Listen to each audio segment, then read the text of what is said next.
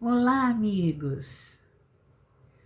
Estamos aqui para mais uma reflexão e sempre em torno do Evangelho segundo o Espiritismo, sempre em torno dos livros da nossa doutrina espírita, codificados por Kardec, sempre para que possamos compreender melhor a vida, né?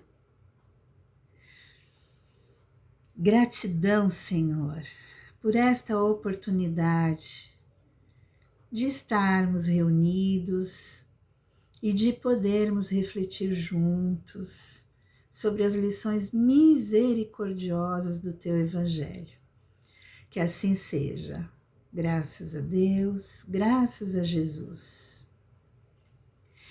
Hoje nosso tema da reflexão é sobre a criança ferida.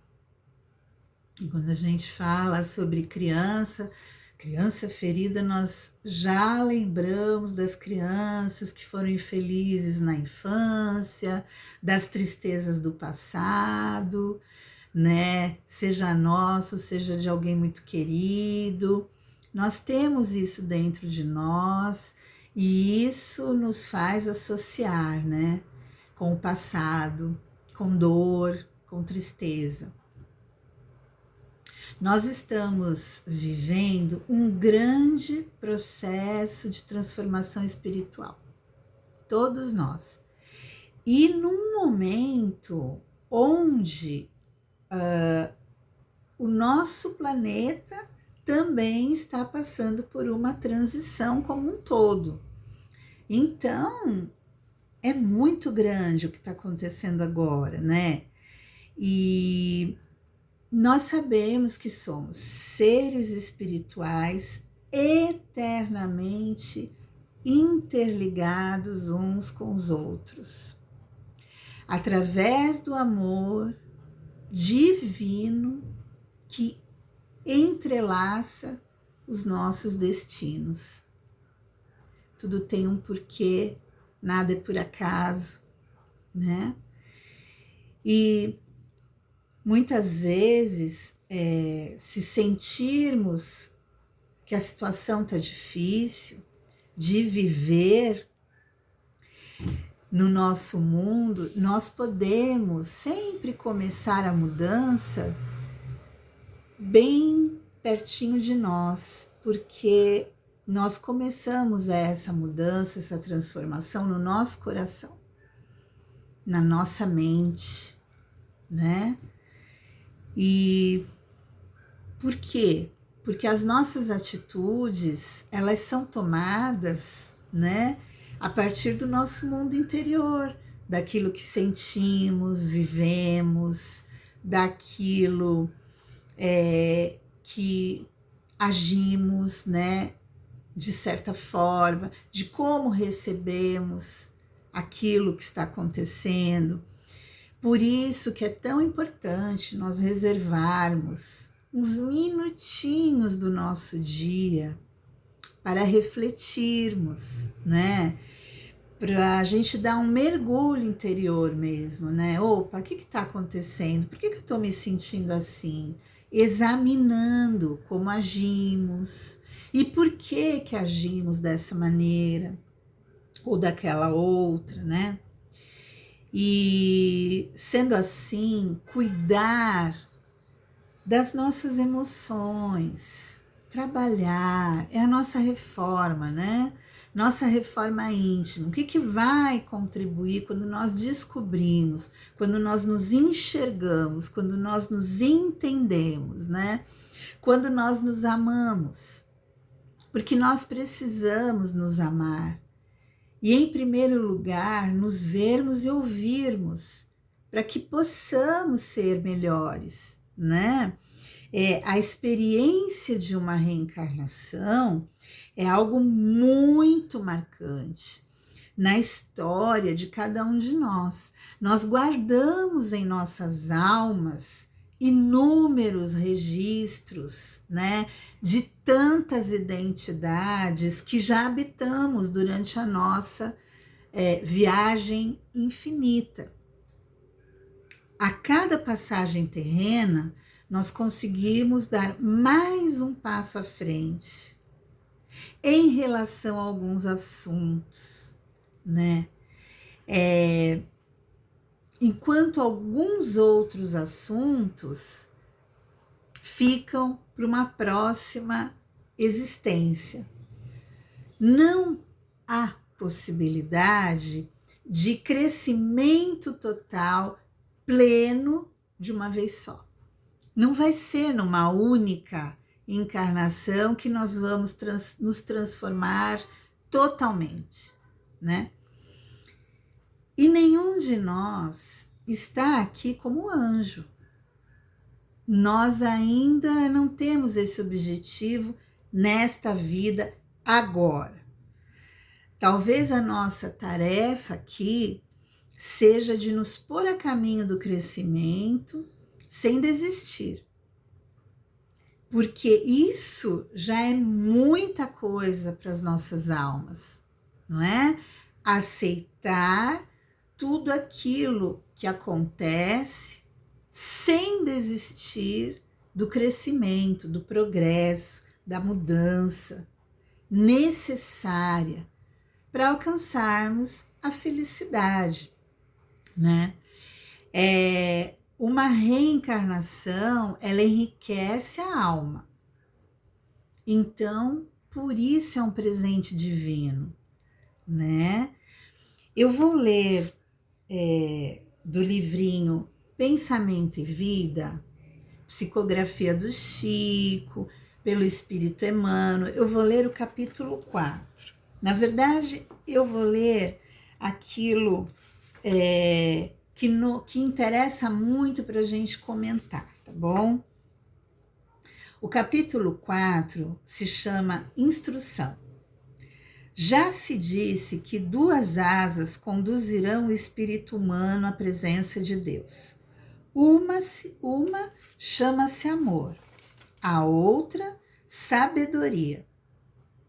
Pelo amor, que acima de tudo é serviço aos semelhantes, a criatura se ilumina e a formoseia por dentro, emitindo em favor dos outros o reflexo de suas próprias virtudes.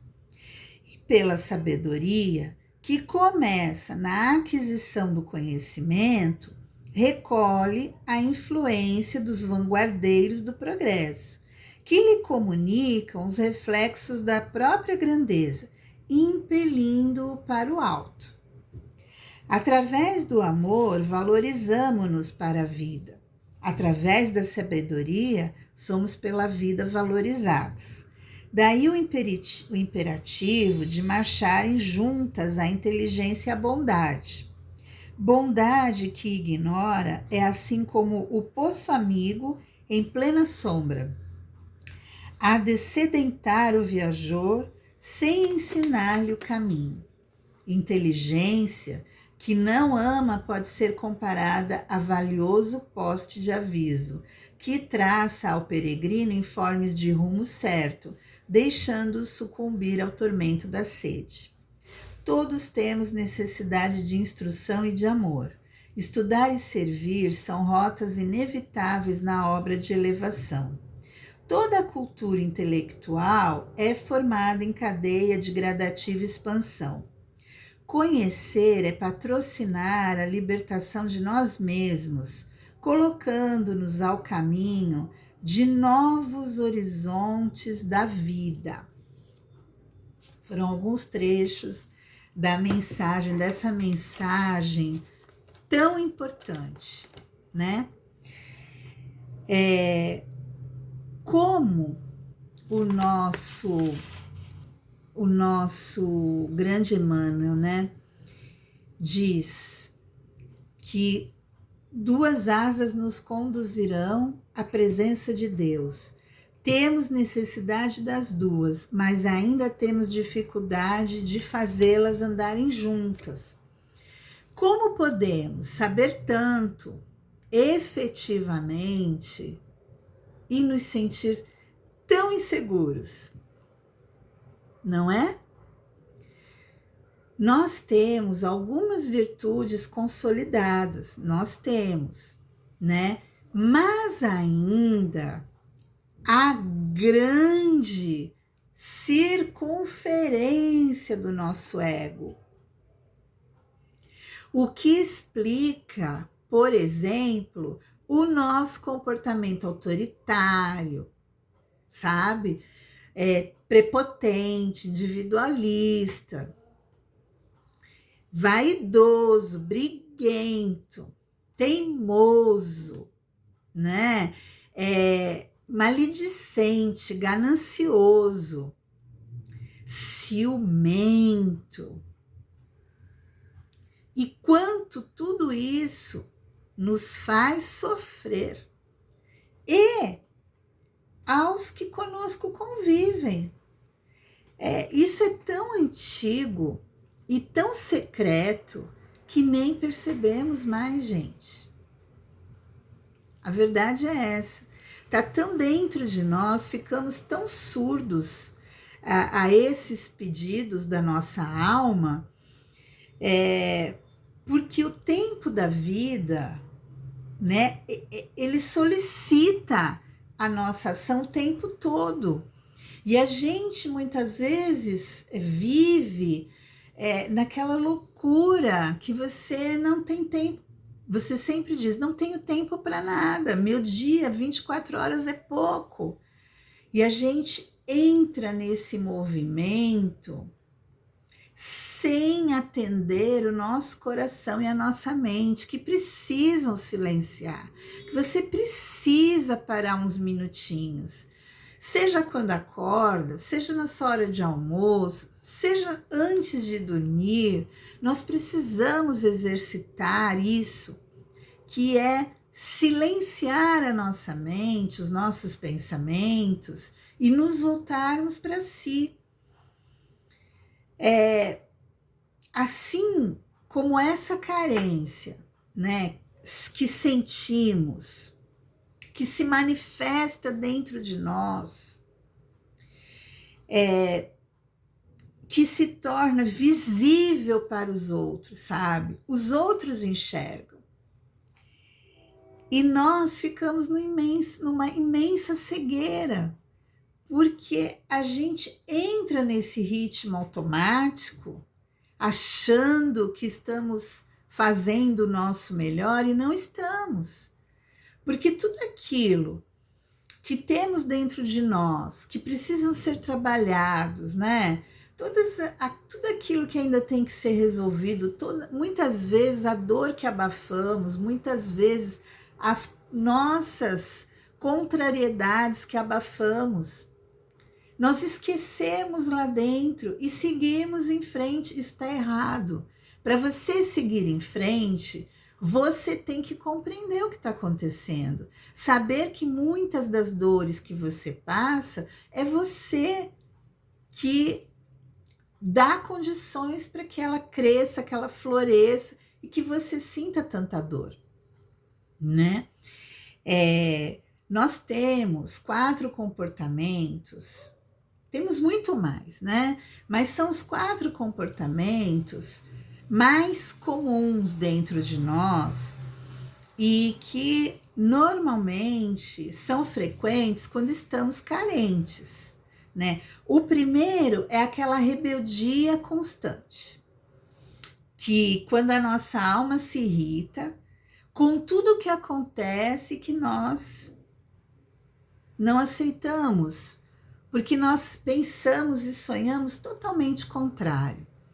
Então, se não acontece do jeito que nós pensamos, aí nós nos rebelamos. Isso é muito comum. O outro comportamento, o segundo comportamento, é a vitimação, né? Quando nós insistimos em não ver a nossa participação naquilo que acontece. Você não aceita que aquilo está acontecendo por sua causa, porque você aceitou, você permitiu. Aquilo que fazemos hoje repercute no amanhã.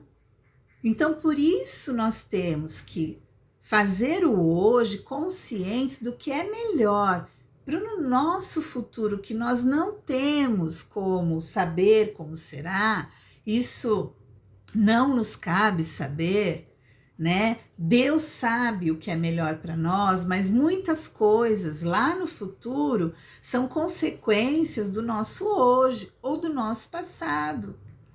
Então, por isso que nós precisamos viver o presente da melhor maneira possível, né?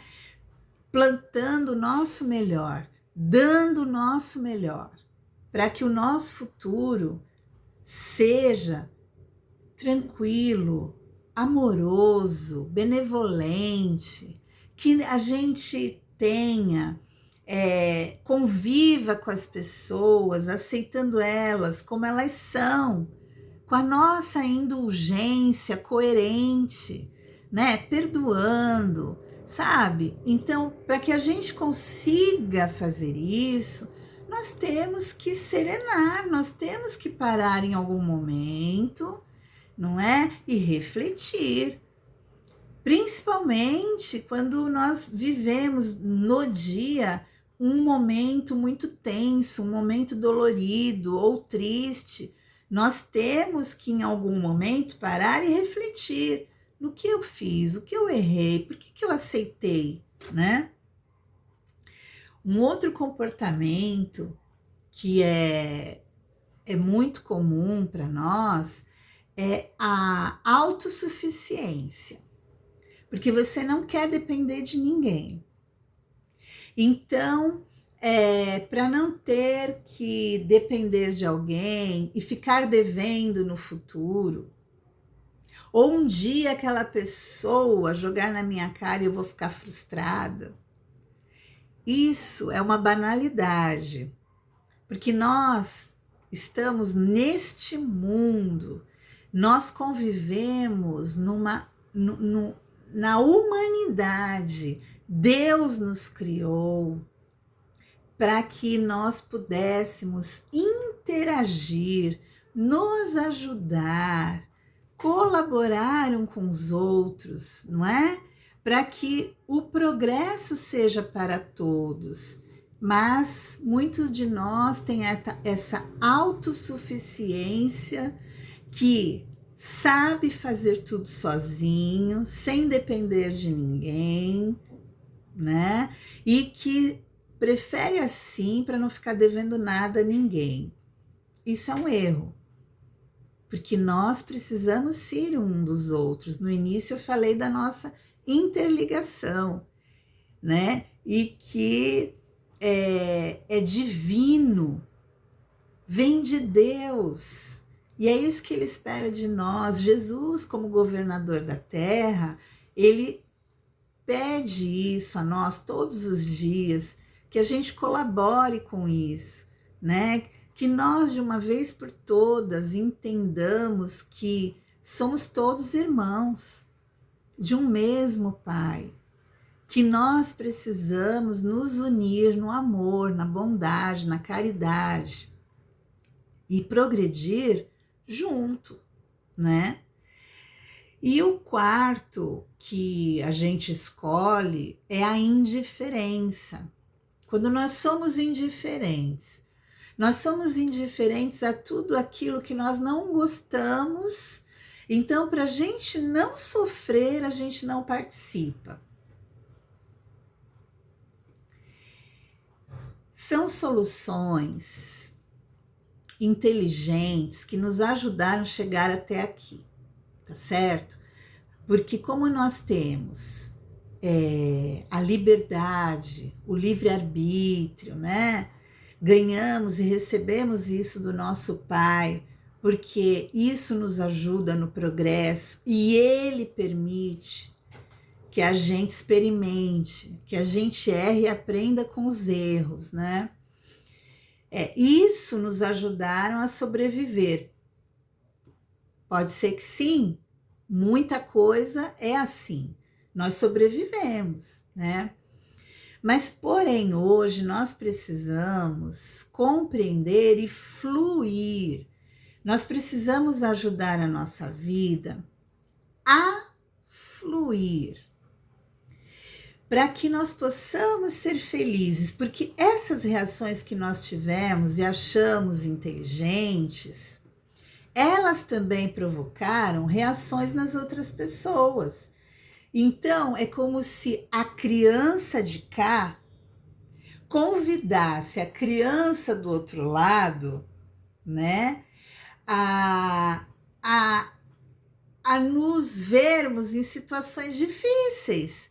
Porque também tudo que você faz, que você fala, que você se comporta, a maneira das suas atitudes, isso provoca no outro também. E a gente tem que se dar conta disso. Tudo que eu sou, tudo que eu faço, tudo que eu falo, né? Também provoca a reação no outro. E aí é a hora que a gente quer que algum adulto resolva. Que nós, nesse momento, nos tornamos crianças feridas e que precisamos que um ente querido nos ajude. Que ele julgue o que é certo, o que é errado, que ele tome partido, de preferência, o nosso partido, para resolver, para que ele mostre quem é o culpado, quem é o inocente. E muitas confusões familiares e no trabalho, ou onde quer que Deus nos coloque, elas tomam proporções gigantescas, sabe? Porque por causa dos fatos, nós poderíamos ter resolvido de maneira simples. Não precisávamos ter deixado chegar naquilo que chegou. Porque nós fomos evitando, nós fomos fugindo, nós fomos procrastinando, e chega uma hora que a gente não sabe resolver e quer que alguém que a gente goste ou que amamos resolva por nós. E aí nós estamos crianças.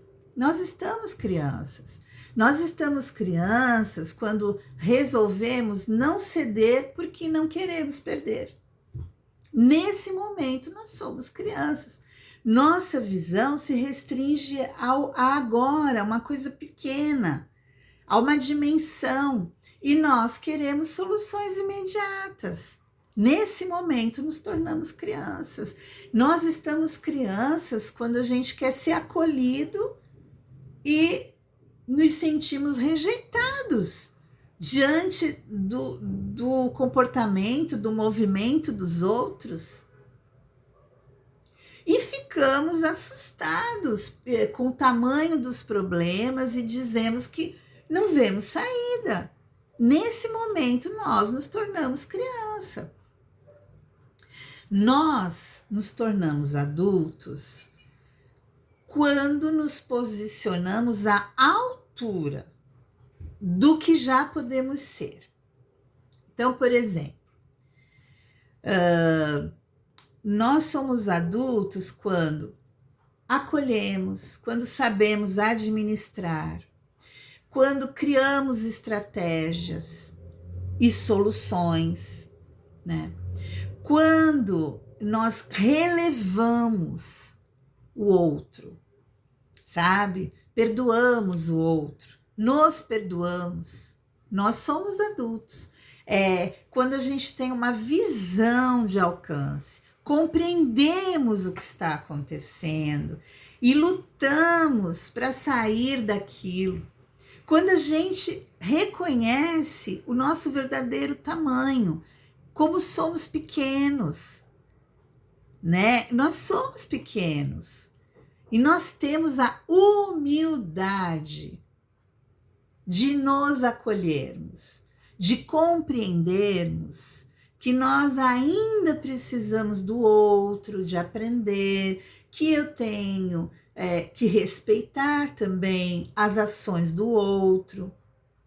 E com isso eu relevo pequenas mazelas do outro, sabe?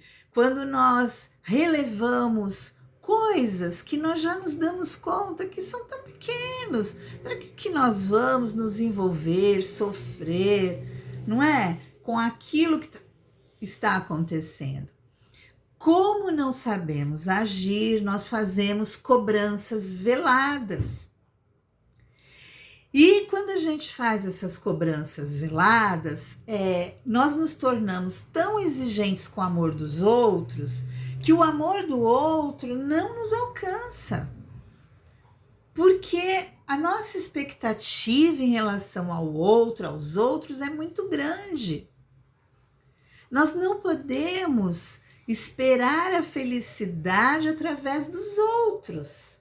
Nós precisamos encontrar a nossa felicidade, a nossa alegria e sermos felizes independente do que possa acontecer.